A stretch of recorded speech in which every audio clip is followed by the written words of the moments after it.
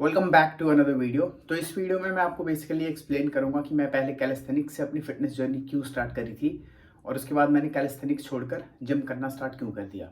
तो मैंने जब 2020 में अपना फिटनेस जर्नी स्टार्ट करा था तो उस टाइम ऑब्वियसली लॉकडाउन्स भी चल रहे थे और उस समय मैं कैलिस्थेनिक्स में काफ़ी ज़्यादा इंटरेस्टेड भी था। Calisthenics is just doing exercises with your body weight and not going to the gym. जैसे पुशअप्स, पुलअप्स, आप ये सब करते हो, प्लैंक एंड ऑल दैट, और आप जिम ना जाकर सिर्फ अपने बॉडी वेट को यूज़ करके आप ट्रेनिंग करते हो मसल गेन करने के लिए।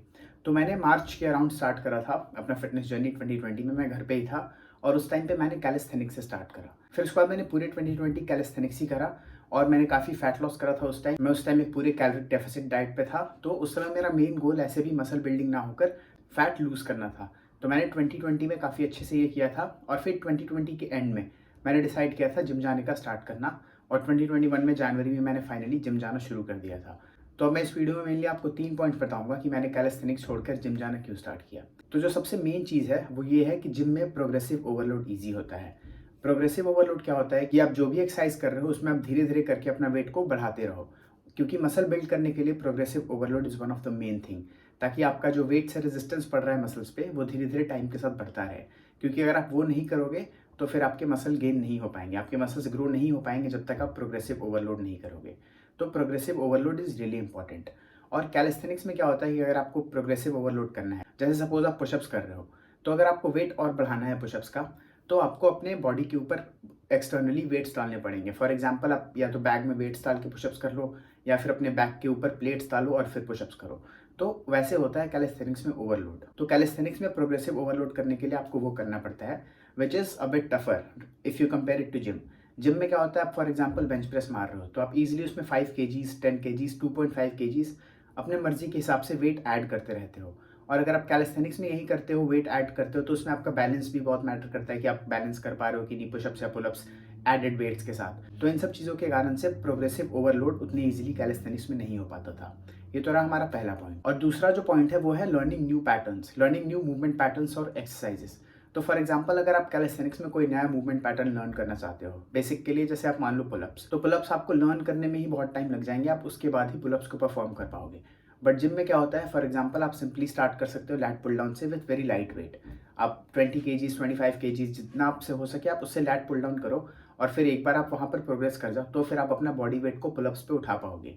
बट कैलिस्थेनिक्स में आपके पास ये ऑप्शन नहीं होता है। वेट आप फिर भी इंक्रीज कर सकते हो बट आप वेट डिक्रीज नहीं कर सकते हो ऑब्वियसली। अगर आपका बॉडी वेट 70 केजीज है तो फिर आपको पुलअप 70 केजीज के साथ ही मारना पड़ेगा, you don't have any other option. और अगर हम यही चीज़ जिम में देखें तो फिर करना बहुत ईजी होता है। फॉर एग्जाम्पल, आप कुछ भी नया सीखना चाहते हो, जैसे आप डेडलिफ्ट्स मारना चाहते हो, तो स्टार्टिंग में जब तक आप सीख नहीं जाते, 1 हफ्ते के लिए, 2 हफ्ते के लिए, तो आप सिर्फ एम्प्टी बार के साथ मार सकते हो या फिर सिर्फ 5 केजीज के प्लेट्स दोनों साइड पे ऐड करके आप उससे डेडलिफ्ट मार सकते हो। बट कैलिस्थेनिक्स में आपके पास ये एडवांटेज नहीं होती है। और तीसरा जो मेन चीज़ होता है वो होता है कि जिम में आपको प्रोग्रेस डे टू डे दिखता है बट आपको कैलिस्थेनिक्स में ये चीज़ नहीं दिखती है। जैसे अगर आप मसल्स बिल्ड करना चाह रहे हो तो ऑब्वियसली आप नया स्किल लर्न करोगे या फिर एक्स्ट्रा एडेड वेट के साथ कोई भी एक्सरसाइज परफॉर्म करोगे। अगर सपोज आप पुशअप्स मार रहे हो तो आप अगर पुशअप्स मारते रहो, बस आज 50 मार लिया, कल 100 मार लिया, तो अगर आप रेपिटेशंस बढ़ाते जाओगे तो इससे मसल बिल्डिंग पे उतना इफेक्ट नहीं पड़ता है। मसल बिल्डिंग पे इफेक्ट पड़ता है कोई नया मूवमेंट पैटर्न करने से या फिर सेम मूवमेंट पैटर्न को ज़्यादा वेट से करने से, जो कि मैंने प्रोग्रेसिव ओवरलोड से बताया। तो इसमें ज़्यादा माइंडसेट की बात है। जो मेन चीज़ है इसमें कि आप जिम में जाते हो तो आप प्रोग्रेस को डे टू डे देख पाते हो। जैसे फॉर एग्जांपल, आपने आज 50 केजीज का बेंच प्रेस मारा तो आपका एम होगा कि मुझे नेक्स्ट डे 55 मारना है या फिर 60 के रेप्स निकालने हैं। तो आपके पास एक गोल होता है और आप डे टू डे उस गोल के क्लोजर जाते हो।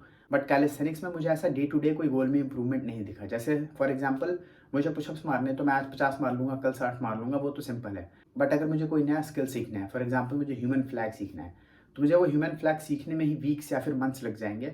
और उसमें ऐसा नहीं होता है कि आज आपने थोड़ा सा ह्यूमन फ्लैग किया, कल और अच्छा किया, परसों और अच्छा किया। उसमें ऐसा नहीं होता। उसमें ऐसा होता है कि आप या तो ह्यूमन फ्लैग कर रहे हो या तो नहीं कर पा रहे हो।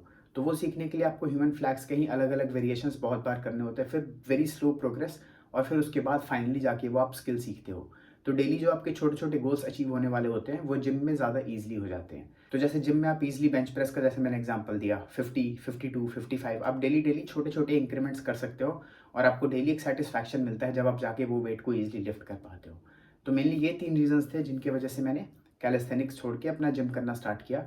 बट कैलिस्थेनिक्स से भी फिजिक ठीक आती है अगर आप बिगनर हो तो ऑब्वियसली। और एज अ बिगनर मुझे काफ़ी हेल्प भी मिला है कैलिस्थेनिक्स से। मैंने जो पहले 1 साल कैलिस्थेनिक्स किया है, पहले 8-9 महीने, उससे मुझे काफ़ी हेल्प मिला और फिर मैं जिम में जब गया था तो ऑलरेडी मैं एक बिगनर जहाँ से स्टार्ट करते हैं उससे थोड़ा ठीक ठाक मेरा मसल मास और मेरा स्ट्रेंथ था because I did calisthenics in the initial months. तो अगर आप इनिशियली अपना फिटनेस जर्नी स्टार्ट कर रहे हो तो ऑब्वियसली आप कैलिस्थेनिक्स से स्टार्ट कर सकते हो, that's a good thing. But अगर आपको फास्ट प्रोग्रेस करना है, अच्छे से प्रोग्रेस करना है, ईजिली प्रोग्रेस करना है, तो going to the gym is a much better option than doing calisthenics. So that was all about today's video. So thank you so much for watching this video and make sure you subscribe to this channel because I'll be sharing my experience and updates about my fitness journey and progress over here. Thank you once again.